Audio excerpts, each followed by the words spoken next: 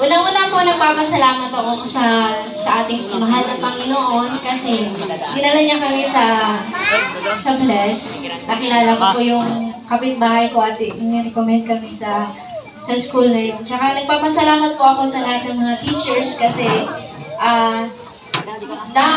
naiintindihan ko kung paano magturo ng tamang way ng pagbabasa kasi nung ako pa lang yung nagtuturo sa anak ko, talagang hindi niya makuha. Yun pala, may tamang way, yung pagsa-soundings, ganyan. Tapos mahabang pasensya. Tapos thankful po rin din po ako sa mga friendship ko na nabuo. Sana po hindi po kayo magbago. Thankful din po ako kay Bishop sa mga tinuro niya po. Sana po,